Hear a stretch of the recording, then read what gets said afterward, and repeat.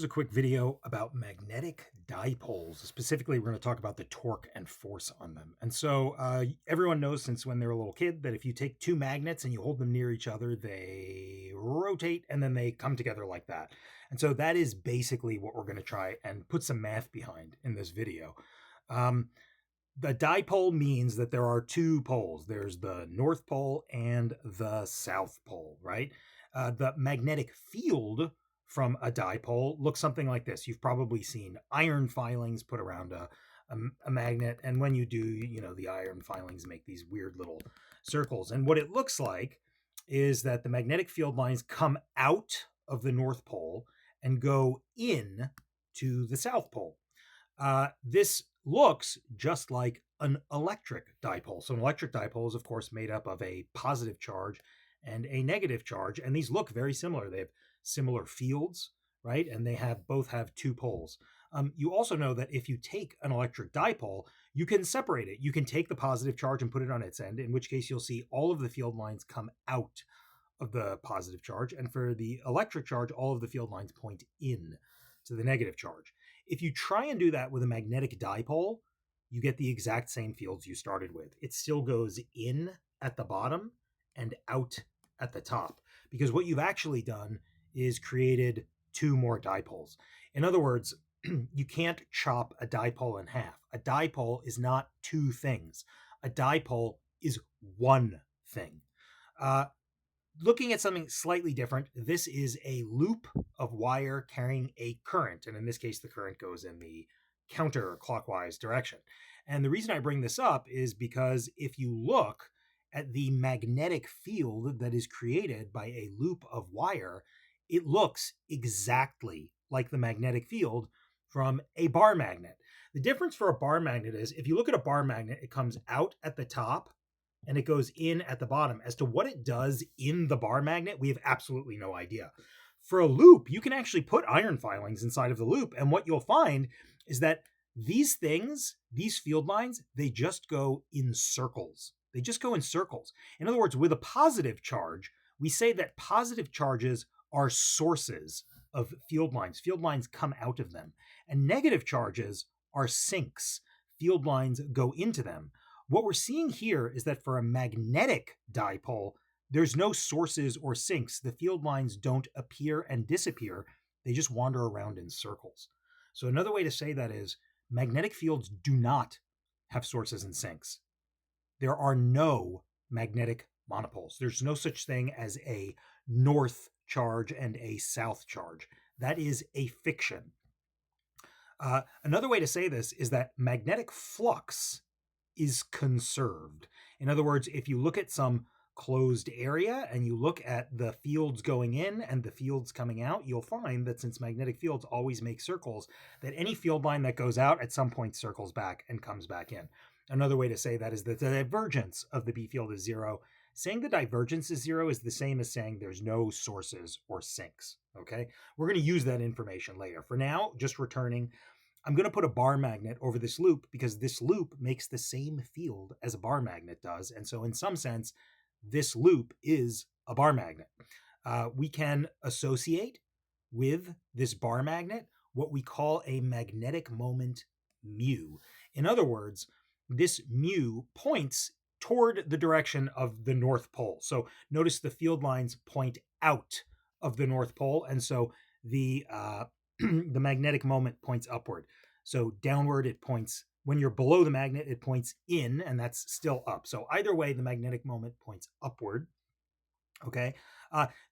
We can say that this big bar magnet also has a magnetic moment, and that magnetic moment is actually made inside of a bar magnet. I won't prove this to you, but inside of a bar magnet are really just a bunch of little loops. If you're like, what do you mean there's a bunch of little loops? Well, you know that inside of a bar magnet there are iron atoms, perhaps, and those iron atoms have electrons, and those electrons have magnetic moments associated with them. And somehow, maybe in another video, but somehow I'll just tell you all of those magnetic moments end up adding to produce the magnetic moment and magnetic field that you find from a bar magnet.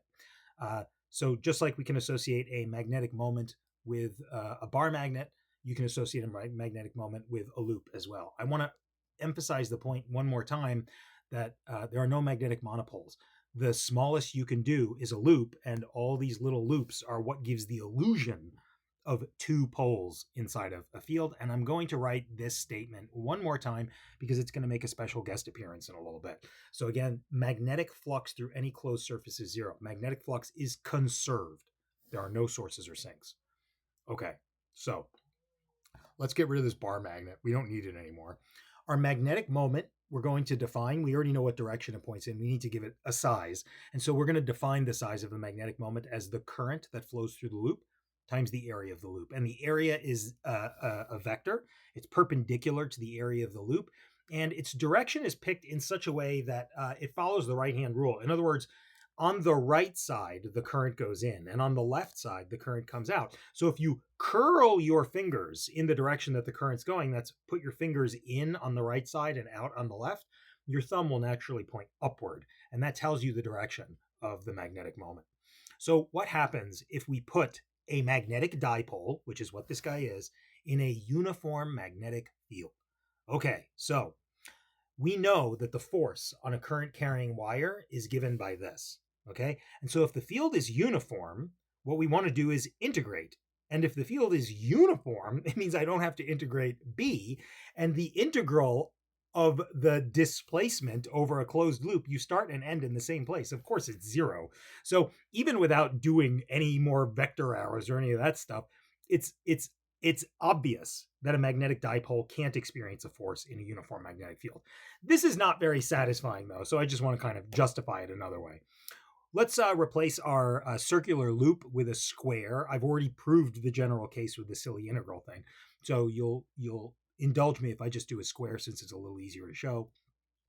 On the left side, we have L cross B. So if you use right-hand rule here, your fingers point in the direction of the current, and if you put your palm in the direction of the magnetic field, which points to the right, you'll find by right-hand rule that the force on the left side is up.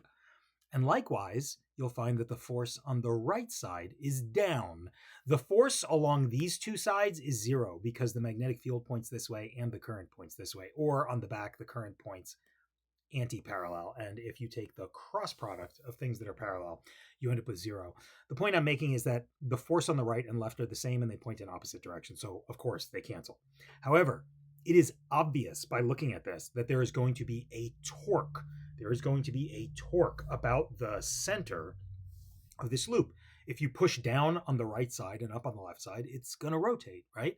And so we can calculate the torque on each piece. And so here, this distance is r, the distance to the right, and this distance is r, l, the distance to the left. As it happens, the torques point in the same direction. And if you add it all up, you end up with minus b times I times L squared. And this is often where people come up with their justification for this definition of the magnetic moment. We can actually write the magnetic moment as mu cross b. So mu is hiding inside of our torque. This is I times A. And so, okay, that's the magnitude of the torque. And we know that we've got some cross product action going on here. And so we end up with the torque being mu cross B. Okay, so this torque causes the loop to rotate. And you may say, wait a minute, you're doing a square loop, but what if I have a funny shaped loop? Well, remember, any funny shaped loop, I can actually break it into a bunch of little square loops, which I've already shown you the case. And in each square loop, what I'm going to do is I'm going to run some current. So the current goes in on the left and out on the right, just like mine. And the thing is that adjacent loops will cancel, because if for each loop I go, let's see, in on the left and out on the right, well, then I'm going out on the right on this guy, but the loop that's next to him, I'm going to have another current going in, because that's going to be the left side on the other one. In other words, they're all going to cancel up. And if I add up all of the contributions, I get the total torque, and the currents add to just the current on the outside because everything else cancels. Okay. All right. Anyway, this thing is going to rotate, and crucially, it rotates into the magnetic field. Notice the magnetic moment now points parallel to the magnetic field. We have another video on electric dipoles where we basically saw the exact same behavior. If you put an electric dipole in an electric field, the dipole rotates into the electric field. And so this is essentially the same behavior that you're seeing, only now instead of having a plus and a minus, our dipole is one thing. It is a loop rather than two separate things. One other thing that we can talk about here is, look, let's say the loop isn't perfectly aligned yet. You know that it will rotate, which means that it will develop some kinetic energy, which means that there's some work to be done here.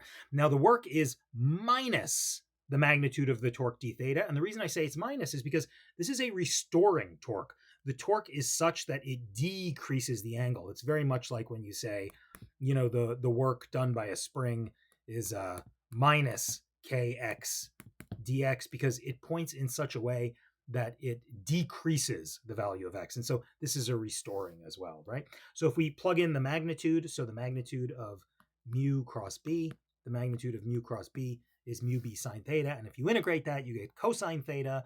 And then ultimately what we're after here is we want to know what the change in potential energy is. And change in potential energy is defined. It is defined as negative the work you do. And so what this allows us to do is identify two terms, negative mu b cos theta final, negative mu b cos theta initial, and we can identify each one of those with a potential energy. In other words, we keep the minus sign and we say that the energy at any given moment is the magnetic moment dotted with the b vector. So that's a nice little accompaniment. We have cross product will tell us how much torque, and the energy is given by the dot product between the magnetic moment and the magnetic field. Okay, now we have to do something hard. We have to look at the effect of a non-uniform magnetic field. Okay, now I'm going to tell you the algebra gets cumbersome. I'm going to do it anyway, just so you can see it, but I just want to tell you what the answer is anyway.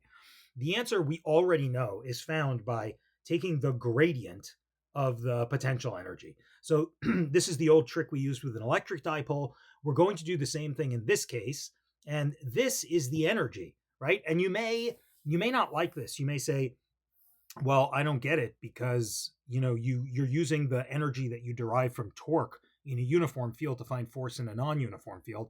I agree, it's a little suspect. What I'll say is this is going to work, and I'm going to justify it to you a little bit. If you don't like algebra, you can skip the next minute and a half. Let's look at a loop that doesn't have a uniform field. You can see, look, the direction changes at least, so you know this isn't uniform. And this is going to create different forces on each segment. So we've got the force on the left segment, the force on the right segment, the force on the front and back segment. And those are all going to be different things, but they're all given by I dl cross b. And what I've done is I've allowed the b vector to change. So it has one value at x and it has another value at x plus dx. And so one thing I'm doing here is I'm assuming that my loop is small. So even though the magnetic field can change, it can't change that much over the course of the loop. So what we're finding is the force on a small dipole, an infinitesimal dipole. So I find the force on the left. The force on the right is more or less the same, except notice the direction of the current flips. And rather than looking at the B field at x, I look at the B field at x plus dx. And notice I can have x, y, and z components for all of this. The front and back are the same, except in this case, it's the z coordinate that is changing. The z coordinate is the thing that I change my analysis of. Okay, now I can rewrite all of those. So I do that cross product. Okay, and I end up with something that looks like this. You can pause the video and take a closer look if you like, or just hold your breath and wait for this to end. I'm going to rearrange a little bit. I'm going to take those values and I'm going to add the front and the back, the left and the right. So if I add the left and the right side together and I add the front and the back together, I end up with something that looks like b of x plus dx minus b of x, and b of y of x plus dx minus b of y. And another way to rewrite that, whenever you have something that looks like b of x plus dx minus b of x, your spidey sense should go off. You should say, wait a minute, this looks like db dx times dx. In other words, another way to rewrite this is a derivative is defined as b of x plus dx minus b of x over dx, right? And so I have the numerator, and so what am I doing? I'm just multiplying the top and the bottom by dx. Is kind of a cheap way to look at it. Mathematicians might hate me for doing that, but that's their problem. Okay, anyway, I'm going to do that. I'm going to rewrite like this. Okay, so that's pretty good. It's pretty good what we have so far, but if you look at what we have so far, it definitely does not yet look like this. So let's clean it up a little bit. I'm putting it over there. And now here's the thing. I've said that the change in magnetic field determines what the force is going to look like. But we could clean this up even a little bit more. So I add everything together. I've got something that looks like dby dx and then dby dz. And then I've got these two terms, dbx dx and dbz dz. And so I haven't made any assumptions about the magnetic field yet, but there's a big thing that we know about magnetic fields. Magnetic flux is conserved. And that is actually a statement about the derivatives of the magnetic field. Magnetic fields are not allowed to change in any old way. They have to change in a specific way that the divergence is zero. So if you take that seriously, you can write the divergence of the magnetic field is zero. And what that means is that this term right here can actually be rewritten. It can be rewritten as dbdx, dbdz. Ooh, I missed a minus sign here. That's bad. Okay, anyway, there should be a minus sign there. And the point I'm making is that this entire term can be rewritten as this. So if I do that and I plug this in, what I end up with is mu y times d by dx of by plus this plus this. Okay, so that's the y component. Okay, so mu y times all of those guys. And look, I'm taking one derivative, d by dx of by x hat, d by dy of by y hat, d by dz of by z hat. In other words, it's always the y component of the magnetic field, and that has to do with the fact that I drew the loop in the xz plane. So the only part that was perpendicular to the loop, right, is the point that points in the y direction. But this can indeed be written as the gradient of mu dot b. Okay, so the answer that we would have guessed is absolutely the answer, and we don't need to hide how we do it. I haven't done the most general case I could. You probably don't want to see that any more than I want to do it, but perhaps you believe me that if I rotate the loop and I give it a funny curvy shape, that somehow the algebra is all going to work out. And this is actually a valid equation to use so long as I keep the dipole small. It's an ideal dipole. Okay, so we're going to take that as our result. It points in the direction of increasing B field. Increasing B field. Why do I say that? Because it is positive, and if I take a derivative of B, that's the direction in which the B field changes, and this points in that direction. So if the B field gets bigger, you point toward where the B field gets bigger, but it's important to understand that that's only once mu and B are aligned. You already know this because if I take two bar magnets and I put the north pole of the bar magnet facing the other north pole of the bar magnet, these are anti-aligned. And these are, even though the magnetic field gets bigger as you get toward that bar magnet, you know that these don't attract each other. They repel. Of course they repel because they're anti-aligned. But you also know that when you put magnets near each other, they rotate until they are aligned. And once they are aligned, they will indeed attract each other. So that's why I say once mu and B are aligned, because magnetic dipoles tend to want to be aligned with their field. And once they are, they will move to the place where the field is stronger. There are some dipoles that can't do that, but that's for another video. Okay, so these are our results for a non-uniform magnetic field. So long as we keep the dipole small, we can still say that the torque is mu cross B. And if I want the force, it's no longer zero. It's the gradient of mu dot B. So if B changes, that's going to be non-zero. Compare it with an electric dipole. You'll see the results are all the same. In a uniform electric field, F net is zero. The torque is P cross E, and the energy is minus P dot E.